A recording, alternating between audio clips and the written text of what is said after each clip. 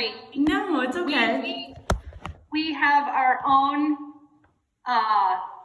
transcendental romantic movement out here. We don't have Wi-Fi. There's no cable. The place, I'll show you where we live. This is this building was a corn crib. If you can see behind me. That is so cool. It was what you stored grain in about 100 years ago. And I'll take you upstairs and shit. Since I've got you now, I'm going to show you something funny. So when it was basically, it looks like a barn. Yeah. Right on the outside, like a barn. But yeah, we live here. I have my house in Cedar Falls, but Mike's farm is out here outside of Cedar Rapids. But I want to show you something that's really funny here. Yeah, I know you can't read this, but you see that there's handwriting on the wall? Yeah.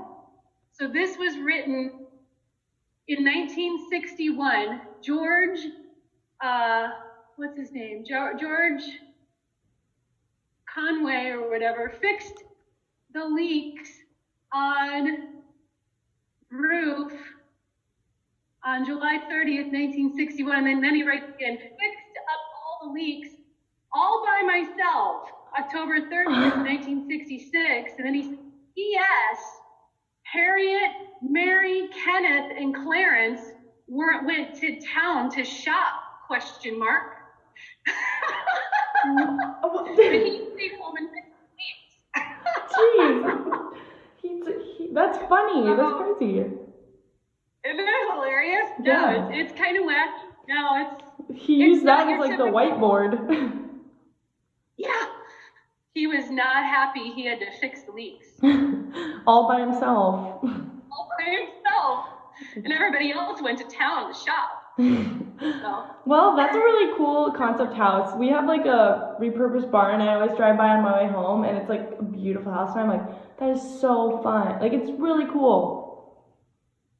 It's cool. I mean, the downside is we have a wood stove, so there's a wood, that's what heats it. And when you wake up and it's 40 degrees in the house in the middle of winter, Yeah. it's cold. Yeah. Damn cold. I feel that. You need to get a really good sleeping bag. Oh yeah, I got fleeced sheets actually. Ooh, that's nice. And I really like the exposed wood beams up top. Oh yeah. That's super in right now. Yeah, no, it's beautiful. It's a beautiful place. It's a nice place, and the view of the prairie out back is nice. I'll show you that too. Is it like natural prairie? So it was pasture. Mm-hmm. But some of it's been seeded. Some of it has gone to has been native. What's right out here is all unfortunately reed canary grass, but we burnt it a few weeks ago, and then there's 80 acres of prairie on the other side too that we burnt. Oh wow! A month or so ago. It's beautiful. Right after the quarantine, we burnt prairie. Yeah. So. What kind of agriculture does he do? He does not farm. So it's all, he works, he's a limnologist at the State Hygienic Lab. So he's one of the supervisors for the program that samples all of our streams in Iowa. They do biological monitoring. So they have a crew from July to October that goes out and they collect bugs and fish from the streams to figure out what's living in the streams, how healthy are the streams. They do monthly sampling. Yeah, he does that. But he used to rent out the two front parcels to the neighbor that farmed them, but he put those into CRP. They've been prairie the last 4 years. So it's all prairie here all the time. I like that. Keep it natural. It is. It's quite natural. Some days it's a little more natural than you realize. So we're in nature. You're out there. We are indeed. Yes. And now I have some power on my phone, so my other one is totally dead. Okay, good. I got a battery for my recorders, so we're replenished. Excellent. Yes. We're in business. Okay, let's see, where do we leave off? So we were just talking about, sorry, what? Oh, did you want to record on here too, or? Oh yeah, I was recording initially beforehand too, right? I feel like a teacher that I get to record things now. Did I just save automatically to your computer? What it'll do is you'll get a prompt and it'll ask you if you want to save it to the computer or save it to the cloud. I would save it to the cloud only because it takes up, they're huge files. Okay. And so if you save it to your OneDrive, I think it defaults to OneDrive. It's better? Yeah. All right, thank you. Yeah, my computer was a dog this semester, so. Okay. Okay, so we were just talking about the similarities between some of the earlier environmental movements and today with coronavirus. So I'm asking you, if there were to be another like environmental movement or people like flocking to the outdoors, what do you think would be some of the positive benefits derived from it? Well, I think about, in years past, it seems like every time we get a new president, a new administration, there's always debate of, well, we should defund the National Park Service, or we should defund, our state parks, or cut funding for them. And I think, if there's more people wanting to get out in nature, hopefully people are willing to invest in nature and pay for it. That gets back to that idea of the tragedy of the commons that I think we also talked about in class, when you have nature is everybody's and nobody's problem. Everybody loves it, but nobody wants to pay for it. Mm-hmm. That's why the Park Service has user fees. You go to other states outside of Iowa, and their state parks have user fees. Because those user fees pay for the people who clean the bathrooms, who mow the parks, who keep the roads cleared of snow and ice and things like that in the wintertime. I'm kind of hopeful that, if I don't know, I hope that people will remember that these things don't come for free. But at the same time, like Mike and I have been talking about, if we go on a vacation this summer, we're going to go to some national forest. You can camp in a national forest for free. Mm-hmm. Because we're cheap. And there's other people who will take advantage of that too. But we also practice leave no trace. That the leave no trace thing, I think, is the biggest reminder that people need to have right now when we're itching and clamoring to get outside and get in nature. We have to remember to leave it like we found it. Mm-hmm. And we're not very good at that. We're not very good at leaving anything like we found it. And I think we covered that well in class. And that to me is something that hopefully will get reminded to people as we make our way back outside and back in circulation, back in the campgrounds and back in the parks. We went hiking the week of spring break. We went up and did like a 6 or 7 mile hike up at Effigy Mounds in northeast Iowa. Mm-hmm. And they've closed the park now because it's part of the National Park Service. And we were up that way. My family's got a cabin on the Mississippi in northeast Iowa when we went up there last weekend. And I was curious to see if they closed the gates, if they closed the trails off, and they had. And Mike was saying, well, that's kind of ridiculous. I'm like, yeah, but this is the kind of time that somebody could steal artifacts or somebody could do something stupid, Mm-hmm. While no one's watching. Yeah, when no one's watching, and so I can go be dumb, It's like, we're always only as good as that one bad actor. And I'm really hoping that people are smart. Not only, if we can figure out social distancing, we should also remember leave no trace. We should also remember to leave things like we found it, and kind of package that all together. It's like, wash your hands, cover your face, and don't litter. You know, that was one of the things that's really been astounding to me lately is the amount of trash that I see. There were freaking like Ice Mountain water bottles lying on the street in front of my house this week. I'm like, why are people doing this? I can never understand that. I can't understand. Well, yeah, littering to me is, why are we expecting someone else to pick up after us all the time? Yeah. You know, I went, not with you guys, but the last semester, the sustainability class, I remember, I think it was after homecoming, I went on a rant one morning about, and I said, what's with you White Claw drinkers and not picking up your cans all over the frickin' Ped Mall? Like everywhere I walked that morning, it was like maybe it's just one person, but whoever you are, you know who you are. And they're an alcoholic. Pick up your. Well, perhaps. Yeah. If you're an alcoholic, at least have a bag or something you can put your empties in. Don't make somebody else pick up after you. You know, we're horrible like that. You know. I agree, and I don't think you're cheap for camping in national forests, because when I went to the Grand Canyon last summer, me and my boyfriend were like, national forest, because why spend the money? Yeah. Yeah, and they're beautiful places, and nobody's there. Like literally, we camped, like we were like a 1 minute drive, maybe 30 seconds from like the entrance to the south rim of the Grand Canyon, like where the national forest was. Like we were like, is this okay? Like it was such a good deal. We were like, how is this okay? But it was good.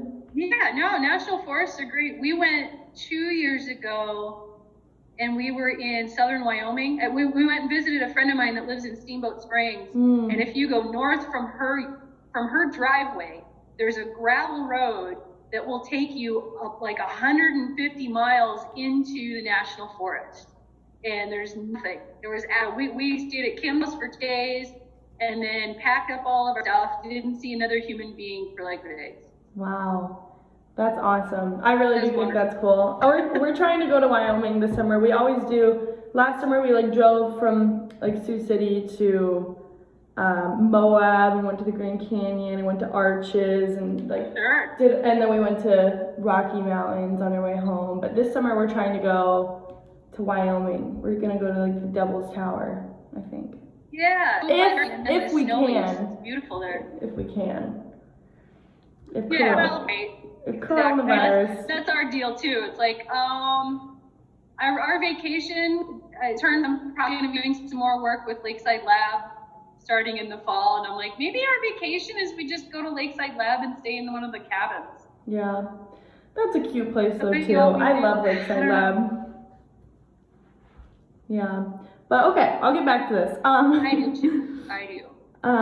Do you have any concerns? That's okay. Yeah, we're just off. Do you have any concerns if there would be a movement today?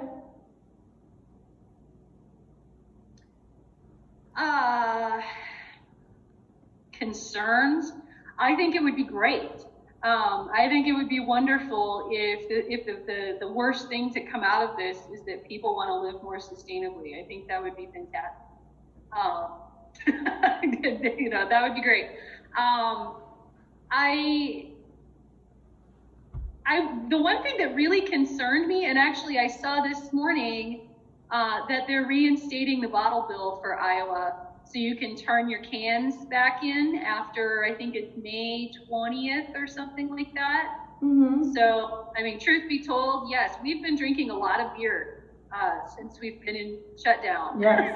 Yeah. I have made ample use of beer delivery services, which is, I'm supporting my local brewery to the best of my ability. But we have all these cans, we can't get those.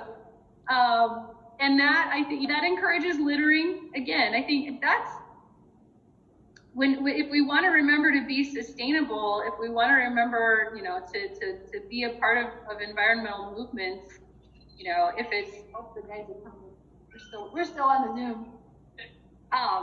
It has to be more comprehensive. You know, we want to be more. We want, if you want to see an environmental movement, you want to see sustainability. Okay, well, pick up your White Claw cans too. Don't litter. It's not just about. I'm using less gasoline because I'm not driving as much, or I'm a vegan, but I litter. Well, don't litter. It's like take it full circle. Make sure it's comprehensive. I think that's the hard part about being an environmentalist or being someone who cares about nature is you have to be all in. You can't just half-ass it. To put it bluntly. It's like, okay, well, you've got I tend to harp on some of your fellow classmates when they write in their papers, well, people do things the way they do because they're ignorant. I'm like, it's not because people are ignorant, it's because people are lazy. And that includes all of us. Yeah. It's hard. It's hard to remember not to do things that hurt the environment. It's hard. That's why these movements come and go. Is that the fad? The fad shows up. You've got the short-term gratification, if you will, of feeling like you did something good, and then we have Earth Day, yay, it's Earth Day, and then we go about our daily lives and forget about carbon, whatever. It's like we have those moments. I think of, do you know who Mark Maron is, the comedian? You're probably too young to get his humor. I love him. He's kind of the Ed Abbey of comedians. He's pretty rough around the edges, but I loved. He's got I'm plugging his Netflix special. It's on right now. But he's talking about, it's like, yeah, the world is falling apart and everything's bad. He's like, but hey, we all brought our own bags. It's like, well, but I brought bags, right? Like I did my little part. I did something, and it kind of pokes at, I say this to you guys and all the classes I teach, the little things do add up, but you can't just do one little thing. Mm-hmm. You gotta commit. You're either in it or you're not. And yeah, you can't be a vegan and litter your White Claws, girls. That's not being sustainable. You're right about that one. And you can quote me on that. You can tell them that the next time you're out in the Pet Mall and they're dropping their White Claws. Be like, what are you doing? I will. You don't eat meat because it's bad for the environment, but you litter. Exactly. So what do you believe? That really chaps my hide. White Claw. Make a biodegradable always White Claw. It really is. Like now that I think about it, it really is White Claw. I know. Yeah. And I bet if you ask, and yes, I am totally stereotyping, it's probably females, and there's probably a high percentage of them who truly are vegan because they think it's better for the environment. Yeah, I agree with you. It's White Claws and Jewel Pods. You could do an informal poll. Yeah, you could. Even better. Oh my God. Okay. We're like sweating over here. We're like, oh my gosh. It's working me up. Okay, so what do you believe will happen to the national parks when they open? I think people will be pooping in the places they shouldn't. Is this getting published in something? I probably shouldn't say it. Don't worry, I won't say anything that talks about poop. I worry that people will not, we have to remember the leave no trace ethic. And that is something that, the National Park Service does a wonderful job of teaching that, of promoting that, because they know that without us doing that, we have no park service. And it's going to be even more important for people to remember that ethic moving forward, not just in the national parks. We got to remember that in our county parks. We got to remember that in our state parks, because everybody is tentatively opening up the door. We're easing into the pool here to figure out how this is going to work long term, and it's really important for people to be good actors. Because it's going to be one person that messes it up. It's going to be one group of people. It's going to be one event somewhere that's going to shut everything down. And nobody should want to, nobody, don't be that guy. You know, is always the phrase I use with the students I work with. It's like, don't be the one that ruins it for everybody. And I am genuinely concerned about that. You know, the campgrounds in particular. I mean, campgrounds are notorious places where for people to not be socially distanced. You know, you say, well, we're having a campfire, and they're sitting on the other side. It's like, yeah, and then all of a sudden you've got 12 people, and you've got a circle, and you are not 10 feet apart. You know, and if you're camping, you're sleeping in close quarters. But again, litter is one of my biggest concerns, because it's so, what's the word I'm thinking of? It's so unconscious. Like, people don't even realize it. Like, you just dropped that, or you just finished that and left it. Like, we have no sense of, you know, getting back to the idea of the transcendentalists, you know, the people who are the transcendentalists were very self-aware, and we as a society are very self-unaware, you know, and I think that's one of the reasons why people are so stir crazy, to kind of circle back, is that when you spend time in your own mind, sometimes people want out quickly. You know, they don't want to know what's going on. They don't want to spend time with their thoughts, because maybe their thoughts make them uncomfortable, or so we're not very self-aware. We don't realize that we're littering when we litter. The girls don't realize they're dropping their White Claws, or their Jewel Pods, or Tide Pods, for that matter. Yeah. I agree. So regarding like visitation numbers, what do you think will happen when the national parks reopen? I think they're going to get swarmed. Yes. I do. I think like Yellowstone and Yosemite, some of the big ones. I mean, if people had reservations, and I'll be very curious to see how they go about shifting permits. You know, that's gonna be a logistical nightmare for them. You're gonna have people who probably prepaid for camping reservations or park passes because some of these are so popular that people you can't just show up, right? That you've got to have basically a reservation. And I think especially for camping, I think that's going to be a logistical nightmare, because people are stir crazy and they want to get out.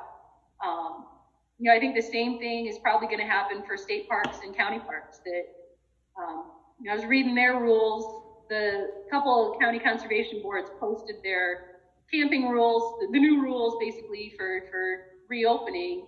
And if you don't have a reservation, I don't think you can just openly camp right now. I think they're only honoring folks who have, and I could be totally wrong, and this may just be one county, but you know, they're trying to limit the number of people. They're saying that you can't have visitors, which I'm very curious to see how they police that. If people are registered as campers or not. You know, are you going to have park rangers going around taking attendance? Yeah. It's going to be wacky. It's going to be crazy. And that is a program, whether it's state parks, national parks, or county parks.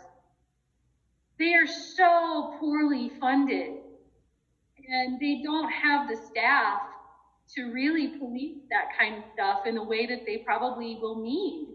So I don't know how it's going to happen, to be perfectly honest. But you just think they're going to be overwhelmed? Yeah, big time. I don't think I think the park rangers know what's coming, but like the people who are making some of the decisions at the top level probably don't know that that's how it's going to be. But I bet the rangers know, and I bet they're going, oh shit. Probably. Do you have any concerns for, like, obviously we've already kind of talked about this, but do you have any concerns for wildlife or ecosystems in the national parks once they reopen?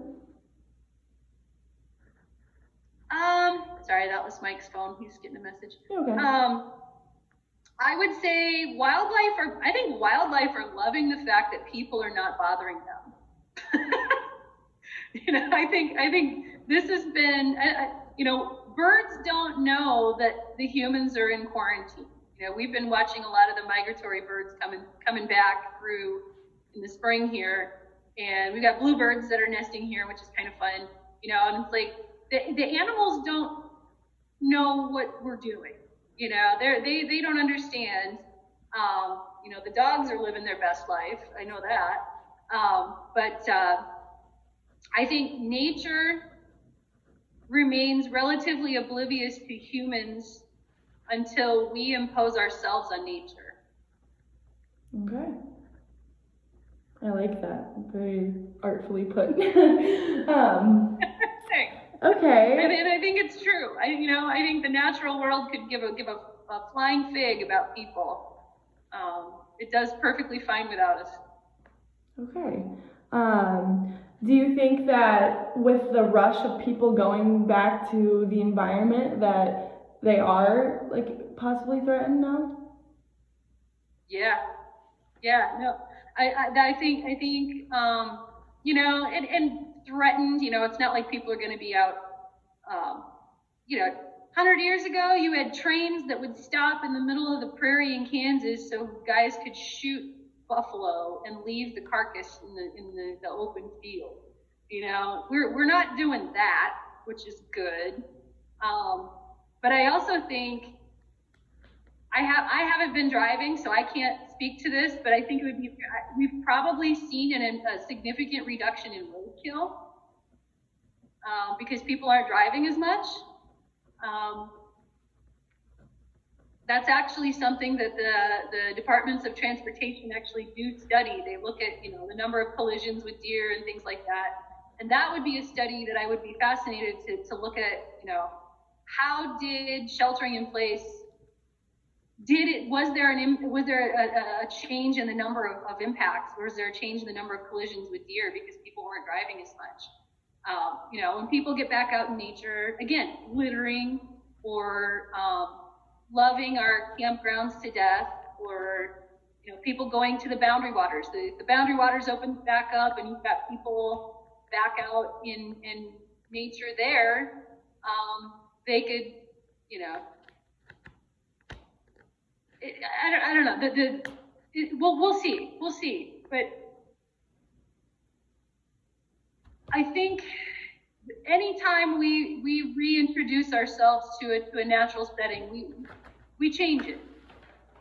And if lots and lots of people are flocking to, especially our national parks, I don't think that the staff have the capacity to manage the impact. And yeah, we'll see what kind of damage happens. I don't know. We'll see. Okay.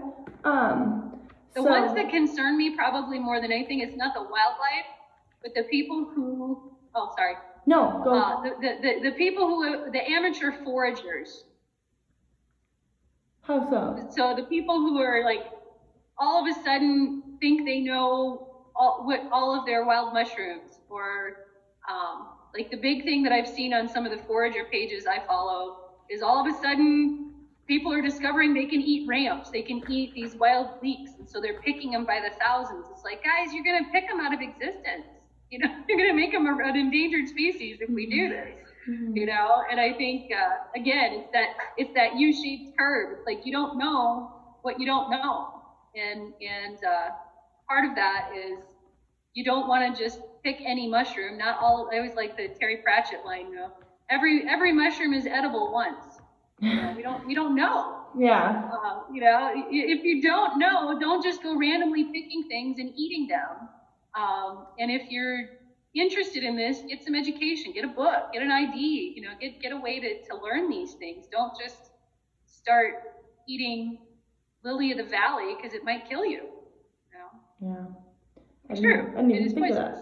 that. Okay, so kind of wrapping up this little section, what do you think about my theory that there could be another environmental movement, or there could be more people flocking to nature?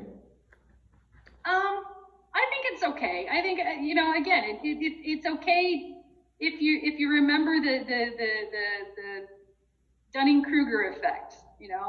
if everybody on the left side of that curve is the ones flocking to nature, you're going to see more litter. You're going to see people who become amateur wild foragers that are going to eat things they shouldn't eat, or pick things they shouldn't pick, you know, or get stung by murder wasps or whatever the heck they are.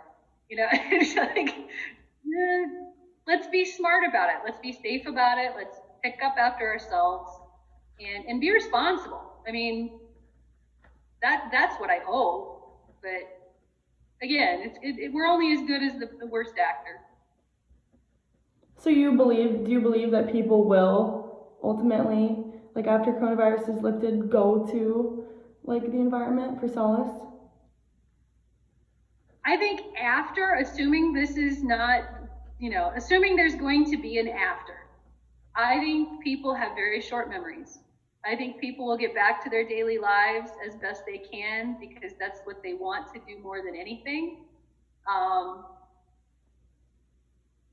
If that includes, you know, if they're able to carry forward after this some sort of connection to nature, that's great. You know, one of my friends who lives in the Quad Cities, she's got 2 kids that are in elementary school, and their school, actually, Illinois is they're still teaching, and they limited instruction on Wednesdays, basically, saying, you know, on Wednesday the kids don't have stuff from their teachers, and so what she and her kids, she left it up to the kids to say, well, what do you want to do on Wednesdays?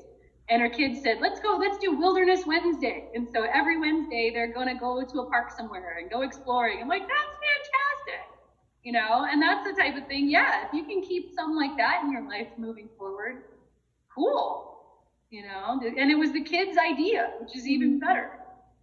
Do you think people throughout the quarantine have like learned, I don't know if learned's the proper way to say it, but like have rediscovered like a new love for the environment?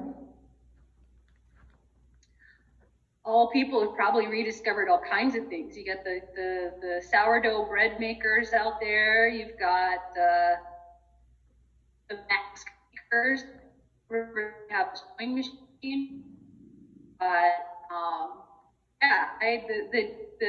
The Saturday after spring break started, the 14th of March, I started planting tomato seeds, you know, and I got my garden going because I was like, well, we're gonna grow food now.